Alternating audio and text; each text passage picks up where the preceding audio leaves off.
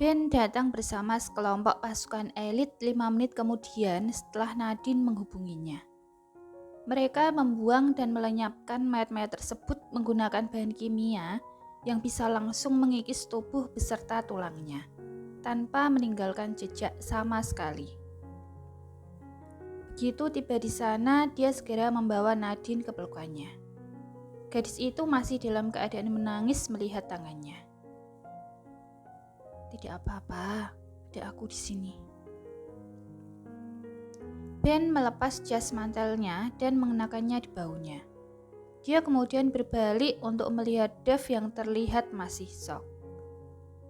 Mungkin dia tidak menyangka jika Nadine benar-benar bahkan bisa dikatakan, terakhir kali Nadine melakukan adalah saat dia pingsan. Jadi ini pertama kalinya dia melihat sisinya yang ini. Ben membantunya berdiri dan membawanya masuk ke dalam mobil. Tetaplah di sini, katanya, dan dia kembali ke Dave. Apa kamu masih bisa menyetir? Dia bertanya. Dave menggelengkan kepalanya. Baiklah, aku akan memberimu tumpangan.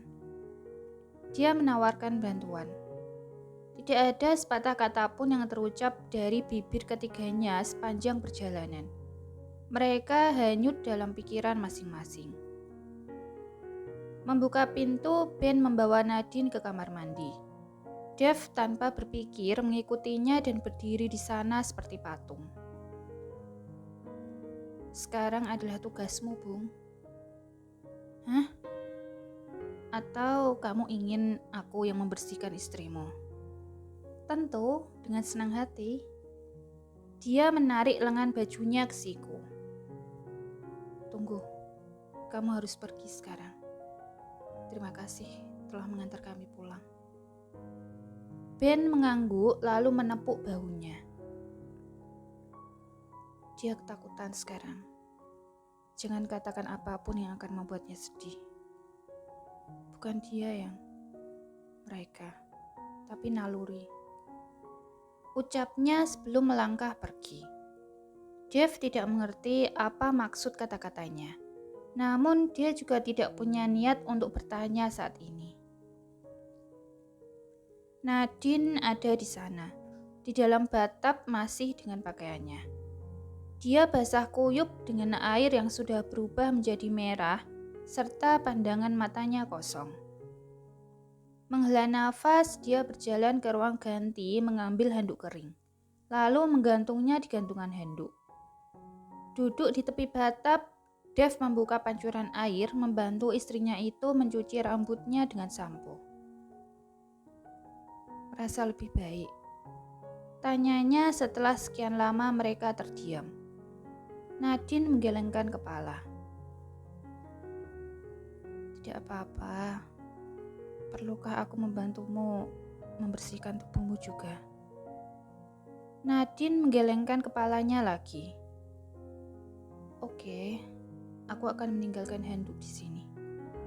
Aku juga perlu mandi, jadi jangan lama-lama. Dia mengangguk. Menutup pintu, Dave bersandar di pintu menunggunya sampai selesai mandi. Dave juga membantu Nadine mengeringkan rambutnya setelah itu. Dia memastikan istrinya itu sudah benar-benar bersih, baru dia masuk ke kamar mandi membersihkan dirinya sendiri. Nadine, dia sudah tertidur lelap ketika Dave keluar dari kamar mandi. Dia berbaring di sampingnya. Ini adalah malam ketiga mereka tidur satu ranjang. Mereka tidak pernah melakukan apapun selain tidur. Dia menatap wajahnya dengan banyak pertanyaan di benaknya. Tapi dia tahu, suka atau tidak, dia harus menerima kenyataan bahwa dia sudah berjanji padanya untuk melindunginya. Ini semua terjadi karena dia. Karena dia terlambat dan membiarkan Nadine menunggunya sendirian. Karena dia gagal melacak lokasinya lebih awal sebelum dia mendapat suntikan dari para ilmuwan itu. Dia membelai pipinya, mencoba membangun kepercayaan baru di dalam hatinya.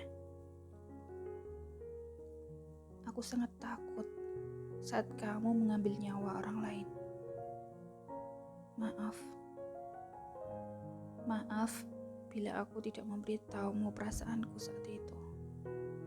Kalimat yang terakhir tidak terucap dari bibirnya. Keesokan paginya, Nadine menyiapkan sarapan untuk mereka berdua. Dia sudah pulih dari mimpi buruknya. Biasanya membutuhkan setidaknya 1 malam untuk mengembalikan moodnya kembali.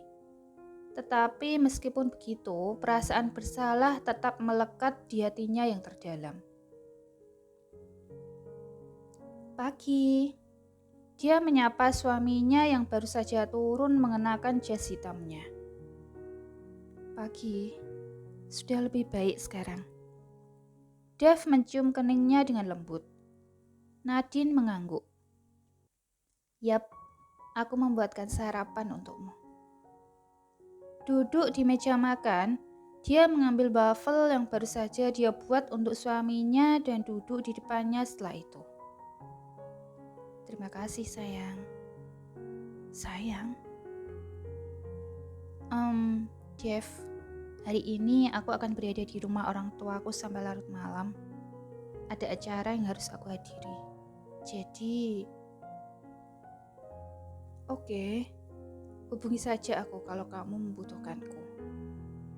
Aku juga ada acara setelah makan malam. Aku mungkin pulang sedikit terlambat hari ini. Selesai sarapan, Dev pergi untuk melakukan urusannya. Sementara Nadine, dia memanggil penata rias pribadinya untuk membantunya berdandan sebelum Ben menjemputnya pada jam 5 sore. Sebelumnya, patung spesial yang telah diselesaikannya beberapa hari yang lalu juga telah diangkut ke tempat acara. Ini adalah pertama kalinya Nadine mengadakan pameran tunggal, karena biasanya dia memang bergabung dengan seniman lain. Selama ini dia selalu bersembunyi di balik topeng dan tidak pernah menunjukkan wajah aslinya. Tapi malam ini, dia tidak bisa menyembunyikan wajahnya, karena bisa membuat reputasinya turun. Beruntung dia punya ide untuk mengubah penampilannya, sehingga musuh-musuhnya tidak dapat melihatnya dan tidak akan ada yang tahu siapa dia sebenarnya. Ben adalah pria terbaik yang dia miliki. Segala sesuatu tentang Aurora bisa dengan mudah dipalsukan olehnya. Jika orang ingin menggali tentang jauh sosoknya, hanya hal-hal baik yang bisa ditemukan. Jam 5 sore. Tuan Putri. Ben memanggil namanya di depan pintu. Dia tidak melangkahkan kakinya masuk ke dalam rumah karena dia masih ingat kata-kata Dev terakhir kali. Ya, aku datang. Nadine berlari ke bawah dengan gaun malam dan sepatu hak tinggi hitamnya. Wow, kamu benar-benar cantik, Tuan Putri. Aku tidak memiliki kata-kata lagi untukmu. Dia mengulurkan tangannya dan membawanya ke mobil. Nadine mengenakan gaun putri duyung malam ini. Riasannya dan semuanya terlihat sangat memukau.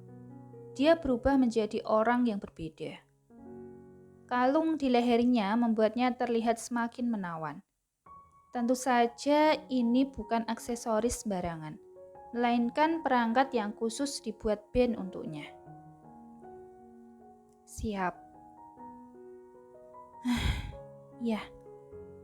Dia merasa gugup, namun dengan keberadaan Ben di sampingnya, setidaknya dia merasa sedikit lebih tenang. Dia selalu ada untuknya.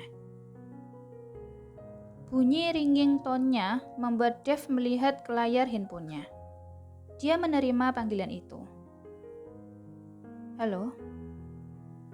Dev, apa kamu sudah menerima tiketnya? Vivian bertanya begitu dia berhasil menghubunginya. Dev masih berada di lokasi proyek. Jadi dia mematikan teleponnya sebentar. Ketika dia ingin pergi ke suite room khusus untuknya di hotel ternama di kota, manajer Vivian sudah menunggunya di lobi. Dia ada di sana untuk memberinya tiket masuk untuk acara malam ini. Dave tidak pulang ke rumah untuk berganti pakaian. Dia tidak ingin Nadine tahu bahwa dia akan bertemu dengan Vivian malam ini. Ya, pada dasarnya dia adalah seorang suami. Dan bertemu dengan wanita lain pasti akan membuatnya terlihat seperti sedang selingkuh, bukan? Selain itu, dia juga berpikir untuk mengatakan yang sebenarnya pada Vivian begitu mereka bertemu nanti. Ya, dia memberikannya padaku 5 menit yang lalu. Katanya setelah menghubunginya lagi. Bagus, sampai jumpa nanti malam. Aku sangat merindukanmu. Gadis itu mengakhiri panggilan. Dave mandi dan mengganti pakaiannya, lalu turun ke lobi setelah itu. Petugas membukakan pintu mobil untuknya. Semoga perjalanan Anda menyenangkan, Tuan. Kata pria tersebut dengan ramah dan membungkuk sedikit padanya. Dia tersenyum dan mengambil kunci dari tangannya. Memutar mobil, dia pergi meninggalkan hotel. Dia memarkir mobilnya di area VVIP. Menutup pintu mobil, dia melihat arlojinya. Perfect, katanya dan berjalan ke pintu masuk galeri. Banyak orang yang mengenakan gaun dan setelan mewah di sana. Mereka semua terlihat seperti orang kaya. Dari yang muda hingga tua berbaur datang ke acara tersebut. Aula acara terlihat begitu megah. Ada banyak bingkai lukisan dengan tampilan dan getaran berbeda yang dihadirkan untuk setiap karya seni. Suara latar yang mengudara menenangkan hati pengunjung. Serta pengaturan cahaya yang pas membuatnya terlihat begitu eksklusif. Matanya tertuju pada salah satu bingkai lukisan yang agak tersembunyi. Ada seorang wanita berdiri di sana melihat lukisan itu. Entah mengapa dia seperti tidak asing baginya. Dia mendekatinya dan berdiri di belakangnya, menatap lukisan yang sama. Dia benar-benar berbakat, kan? Adalah lukisan seorang wanita duduk di atas batu di pinggir pantai. Pandangannya melihat ke laut luas namun seperti menyimpan kesedihan mendalam. Semua yang mengelilinginya terlihat hidup kecuali dirinya. Karena gambar wajahnya yang tidak jelas, tidak akan ada yang bisa menebak wajah asli wanita itu. Sebenarnya ini pemandangan yang tidak asing baginya saat dia masih remaja. Hah? Nadine terkejut mendengar suara suaminya.